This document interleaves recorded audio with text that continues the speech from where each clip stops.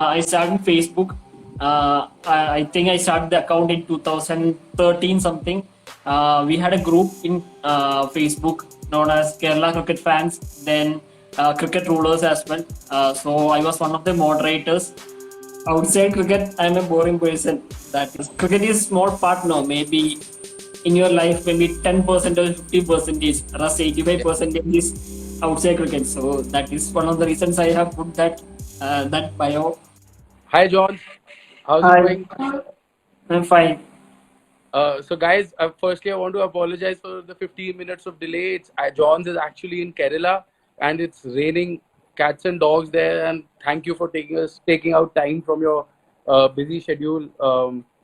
And I am from Delhi. I don't know a lot of Malayali, but I prepared this for you. Namaskaram, Sugamano. Sugamana. So, how's it going, brother? It's fine. Lots of matches are happening, especially the test match is going to start very soon. So there are Yeah, lots of in fact, I news. want to talk to you about that because both of us are like I'd consider ourselves as cricket fans before anything. Isn't that right? It's almost, I would say, these days, lots of matches happening, lots of things going on. So it has been cricket first and rest of the things. So before we talk about the serious stuff, before we get into the cricket, like I'm sure everyone wants to know a little bit more about you, the man behind the tweets. So tell us about how your journey started and how you fell in love with cricket and how did Twitter happen? Because I think you were one of the leading movers in the initial days, and I'm talking about cricket Twitter, not Twitter in general. So Uh, First, I if would you could say enlighten us. I started Facebook. I think I started the account in 2013 something. We had a group in Facebook known as Kerala Cricket Fans, then Cricket Rulers as well. So I was one of the moderators. So we used to post lots of information. We had lots of chats, etc. And one day our group went away mainly due to some copyright issues, etc. So that is how. Then I joined Twitter in 2016 something. Then it has been one journey. There has been many people who helped me. Has been lots of journalists. Then people from other sources, from websites, etc. They have helped me to get the news. So and there are many people as well who has helped me through this journey, and it has been great so far. Hopefully, I can continue as well. So you mentioned like so for someone like me who's just like started a couple of years ago. So like what tips would you like to because there are many now. The social media spectrum is as you know more than me, it's huge. So any budding cricket journalist or social media journalist who's watching us, like what all steps did you take which because of which now you are known to one and all. I think there is lots of space in social media. Like if you use it in a right way, you can first of all you can connect with lots of people. If you look at, I had lots of friends outside Kerala before coming to Twitter. Even in Facebook, most of them were friends from Kerala, etc. But after coming to Twitter, I got friends from North India, then outside Kerala, outside India as well. So that is how it all started. Then, if you use, as I said earlier, if you use in the right way, there will be other stuff as well. You can get lots of paid tweets. You can get people will be engaging with you. There are lots of contest which is happening through different pages. You can connect with lots of people. So the consistency is more important, and you need people to help you as well. It's not easy to do everything alone. There should be many people helping you in different sides. If you look at from my side, there are at least 6 or 7 journalists from different websites who used to give me newses, who used to give their articles, their quotes. Then if sometimes I used to get wrong as well. Then they used to correct me. There has been journalists from ANI, then Times of India, then NDTV, then few others as well. So first of all, you need to build that engagement stuff with experienced people, and that help you a lot to go for many years. And I would like to tell our viewers that people help John, and now John is helping people like me, and giving his valuable time. So George, like one thing I wanted to ask you: why do you call yourself as a boring person in your Twitter bio? Like No, people have so much interest in you, so you are interesting. How are you boring? no, outside cricket, I'm a boring person. That's the reason. Sorry. Outside cricket, I'm a boring person. That is why I used to put that. It in itself is so interesting that you don't need to go outside cricket. Yes, but cricket is small part now. Maybe in your life, maybe 10% or 50% is, rest 85% is outside cricket. So that is one of the reasons I have put that bio. Hopefully, I can change very soon. But as if now, it's going right now that way. Yeah. So there are lots of your fans who are commenting. Like someone is asking why Rohit Sharma, why he's injury prone. They're asking you, John, tell us why Rohit Sharma is injury prone. So controversial question straight away from our fans. No, if you look at Rohit's whole career, he has injury issues. Especially if you look at he had before 2018, he was one of the fit person. There hasn't been not much injuries, but once he became a three format player, he started opening 2019. The workload has increased, so it is not easy, especially when it is after 32 years old. If you look at the peak of a batter's career or any cricket player's career, it will be from 28 to 32. But Rohit got that opportunity to For a, play. that's for a batsman, right? Because it's lesser for fast bowlers. It's more like Yes, 20, 28. Nice. For batters from 28 to 32. So Rohit got that opportunity when he was 32. So it was really tough for him to handle these three format, and he is an opener as well in Test cricket, in ODI format and T20 format as well. In 2019 only he got that opening spot. Then after last year he got the opportunity to captain as well. So it has been a difficult stuff for him, but we all know he might be leading only 12 till 2023. It's not a long-term project; it's a short-term project. Like 2022 to 2023, mainly one ODI World Cup is there, one T20 World Cup, and one WTC final if India is entering. So after that, India is looking for other captains like KL Rahul is there, Rishabh Pant is there, even Bumrah might be leading the fifth test match if Rohit is not playing. Then they are looking. Hardik Pandya has been coming to his age as well. Like he won the IPL, he led in the Ireland series as well. So India can look for him as a T20 captain. So Rohit Sharma is not a long-term project as as a captain, but a short-term project which will help Indian cricket into the future. He can guide these youngsters, and he has mentioned this in one of the press conference as well. I think in January or last December something. Someone asked about the future captaincy, etc., and he mentioned few other names as well. So that Yeah. will be the mindset for Indian team moving forward. And these injury issues happen as well. If you look at, this is not an injury concern. This was mainly due to COVID issue. Yeah. He missed the South Africa series. Then he played the whole home season against Sri Lanka, West Indies. Then he played the whole IPL. Then he was rested for the South Africa T20 series. Then he came to England and he played in the first day of the practice match. Then he got that COVID. So we don't need to look too much into it. Hopefully, he'll be fit for the limited over format. And India has a World Cup after 2-3 months as well. So he'll be really vital for India's chance in Australia.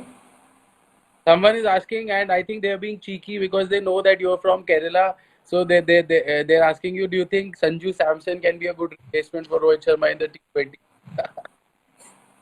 No, I don't think Rohit will be moving ever right now.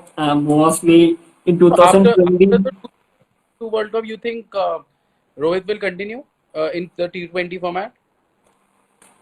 Uh, I think it's really tough to say right now. We need to look at the future. There are many options coming. Prithvi Shaw is waiting. Jaiswal has been really consistent. Then there is Sanju Suraj, Samson. Suraj, Khan Kishan, Devdutt Yes. Padikkal, there are so many youngsters who are like vying for that opening spot and that number three. Yes, it will be really interesting to see how India shape up in T20 format after this World Cup because there is almost 2 year gap for the next World Cup in America and West Indies. It will be happening Yeah. 2024. It will be really interesting to see.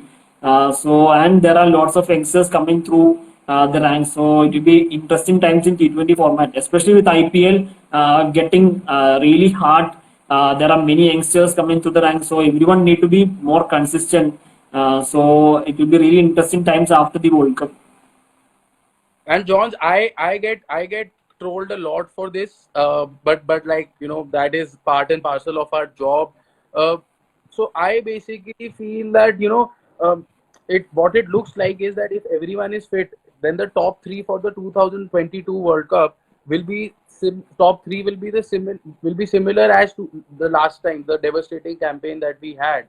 Um, so do you think that with the world, with the cricket world, like we've seen Australia, England, New Zealand, South Africa, all going with the bang approach in the power play, and you think India is a little behind if like Rohit, Rahul, and Virat, if that's the top three. And before you give your answer, a good friend of mine, Ben, he's giving us love from Australia. So hi Ben.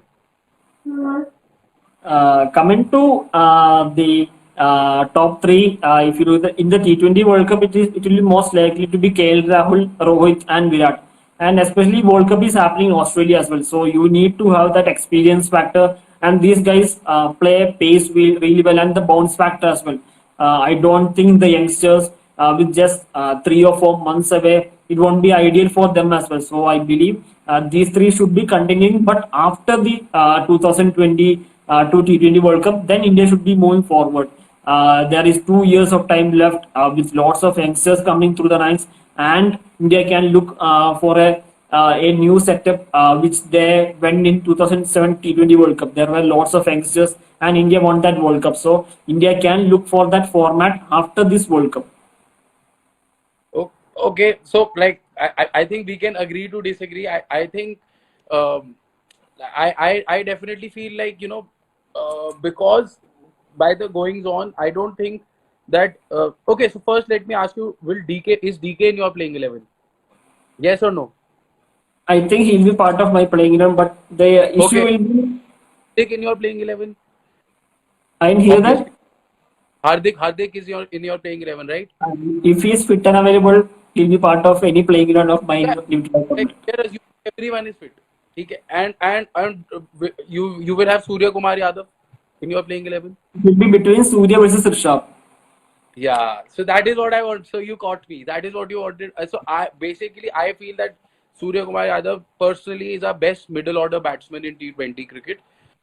So I would definitely have him, and I would like to, I understand that there'll be pace and bounce, and maybe the likes of Ishan Kishan would struggle, but I would in fact put Rishabh Pant as an opener. So he started his career and he made his name as an opener for Delhi in the Yes, under domestic 19 World T20. Cup as well.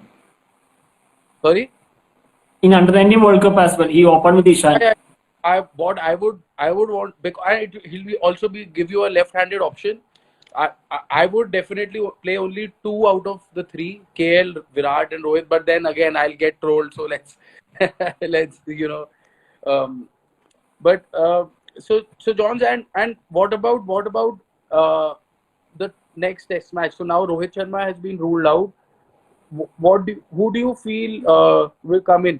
So will we play with KS Bharat? Or Mayank? He's just reached England, I think. Uh, would you go with him, or would you like Pujara to open and then uh, not trouble Vihari and Shreyas Iyer both? So Yes, I what would would be open with your playing I would 11? be opening with Pujara and Shubman. Number three will be Vihari. Then number four Virat. Number five will be Iyer. Number six Rishabh. Then Jadeja. So this will be my top. And I think Pujara need to open. If you look at, I don't think number 8, Shardul or Ashwin? I think it depends on the pitch. If there is overcast conditions and if the test match is not going to happen for the fifth day, then I will be preferring Thakur. Or if it is a dry pitch, if it is flatter, which has been the case for England in the last series against New Zealand, then I will be preferring Ashwin. So it depends on the condition factor. But they're not going to give flat pitches to Indians. You and me both know that. So they're especially this New England team. They're going to go aggressive. So I just feel that Ashwin might have to miss out once again. Yes, And would Siraj, Bumrah, and Shami be your three? yes, that would be the trio for the fast bowlers. I would love in the future. I would love to see Prasidh Krishna with the red ball, but I think for now, Bumrah, Shami, and Siraj is the way to go because of what happened last time also. So, Johns, you're a big CSK fan. You're a big Dhoni fan. So we know that also. That how did that come about? Like I mean, we all are Dhoni fans, but why CSK? Just because of Dhoni or some other reason? First, it was mainly due to Dhoni in 2008. Then, after some years, especially when they came back in 2018, it was more of CSK than Dhoni. So it all started due to Dhoni, but in last 5 to 6 years, it has been CSK more than Dhoni. Okay, and again, who do you think is a better captain, Virat Kohli in tests or Dhoni in limited overs? Like we know Dhoni is a better limited overs captain than Virat, and we are pretty certain that Virat is a better test captain in than Dhoni. But if you have to choose one, that Dhoni in limited overs or Virat in tests, what would you? It's very interesting. Who would you go with, and why? I think it's really difficult to say. Both has been proven, especially if you look at Virat in Test matches. India has been number one for 4 or 5 years. He regenerated the fast bowling unit, the core group coming, and that is one of the reasons why, if you look at Avesh Khan coming through the ranks, Shivam Mavi, Krishna, there has been tons of fast bowlers. I don't think any team in international cricket has this kind of depth. If you look at India can produce at least 10 or 15 fast bowlers together. So Virat has done his work in Test cricket and Dhoni has done his work in limited overs as well. And he has continued that form in Chennai Super Kings as well. They have won 4 IPL titles, then Champions League is there. So I believe it's really difficult to say and pick one answer from this. So you're deflecting it. You're doing well played. So I have like 4 or 5 rapid fire questions for you, and you can't take time. Okay. So the brighter future, Ishan, Sanju, or Rishabh? Rishabh. Rishabh. Okay. If you had to pick one wicketkeeper in your ODI team, would it be Gilchrist or would it be Dhoni? For opening, Gilchrist. For finishing, Dhoni. No. You can't do that. You have to pick one. I'll go with Dhoni. Okay. Again, I'll be trolled, but okay. So I'll probably go with Gilly. If I have one option, I'd probably also might be tempted to go towards De Villiers, but that is for another day. Okay. So right now, who's the better future prospect in terms of leadership for India? Rank them: KL Rahul, Hardik Pandya, Jasprit Bumrah, Rishabh Pant, Shreyas Iyer. In T20 format, Hardik. Then in Rishabh will be Test format. Then in ODIs, it's really difficult to say. But in Test cricket, I believe Rishabh will be leading by 2025. Hardik has a great future. As I said earlier, we need to see how India is going to shape up after this T20 World Cup, because there is 2 years cycle left. Rahul Dravid will be there. So I believe there will be a new captain as well. So maybe the favorite will be Hardik, mainly due to his success in IPL. In ODIs, we need to wait and watch. Iyer is a very good captain, but the issue is how he is going to find a place in the 11 with this top three and the middle order India is having. So that is where Iyer need to come through where he is going to find his space in that playing ground. If he is finding a space, I believe he can be the captain. The issue is that he is not I, getting that long rope. He is not getting that space. If you look at the ODI format right now, Virat, no, no, Rohit will be opening the Shikhar. Number 3 will be Virat. Number 4 will be Rishabh. Number 5 will be KL Rahul. Number 6 will be Hardik. If you look at the T20 format, KL Rahul, no, so Rohit, you're not picking Sky. You're not. Oh, okay, you're talking about ODIs. You're talking about I ODIs. suppose ODIs. Right now, if you Oh, look at T20 format, KL Rahul, Rohit Sharma, Virat, Sky or Rishabh. Number 5 will be Hardik. Number 6 will be DK. Number 7 will be Jadeja. So, Shreyas Iyer is not getting that opportunity in the playing ground. So, it will be really difficult to say how he is going to become the captain. okay. Okay. So now you have to be rapid. Okay, no long answers in this one. Umran, Prasidh, or Avesh, the brighter future. For which format? You choose the format. I would say Avesh for limited overs and Prasidh for Test cricket. Okay, so interestingly, because Mr. Gavaskar, he made this huge statement. He said the last time I was so excited uh, to to see a cricketer in action was Sachin Tendulkar before Imran Malik. So that Umran Malik. So that is a huge compliment. Like coming from a man of his stature, because that is true, right? Like Yes. anyone who can bowl 155, everyone like irrespective of even if he was going for 20 runs in an over, everyone wanted to watch when he was bowling, Even which has yesterday, even yesterday the speedometer was not working. Then everyone was tweeting about that. Not the runs he has given. Everyone was saying the speedometer is not working. What is happening in Ireland, etc.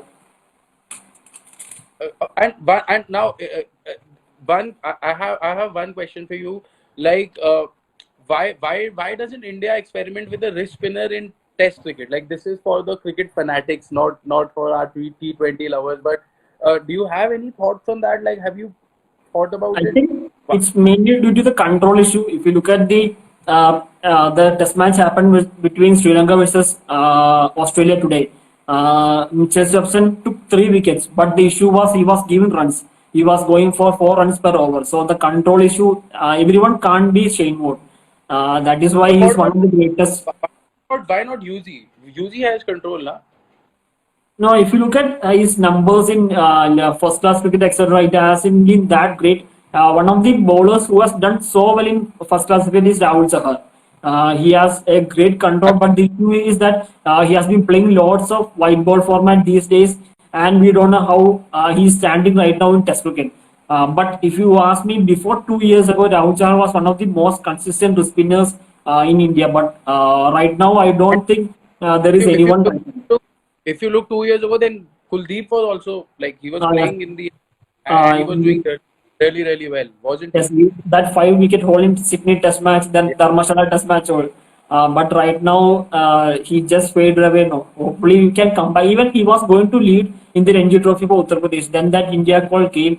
Everything went aside as well. So hopefully we can see him very soon in Ranji Trophy, and it will be really difficult for him as well. He hasn't played Ranji Trophy for last 2 3 seasons, so we need to wait and watch how that goes. If he is getting that control, he can be one of the lethal bowlers, especially once Ashwin and Jadeja moves away. Okay, so before we thank you so much for your time. So, but before you wrap up, from one fan to another, tell us your one greatest cricketing memory. Mm. As a Chennai Super Kings fan, I would say 2018 IPL. I never expected them to win that title, especially after the team they had. I never thought they will win the IPL. Also, as an IPL fan, that is the memory. And international, I would say the 2019 final, because one of my biggest regret was not watching the 1999 semi-final between Australia versus South Africa. But it was almost like rewatching that same match. Then it went to super over. Even though 2011 World Cup final was one of my favorite matches, but 2019 final was one hell of an experience. And one cricketing legend that you have met and like has been like your favorite memory. No, I haven't met any cricketer so far. Only I have watched through TV. Then I have watched couple of matches in stadium. I think 3 or 4 matches. So I haven't met anyone so far. Okay, thank you. And John, if you could just give the Cricket Cult official family a shout out and ask your fans to follow us, that would be great before we end.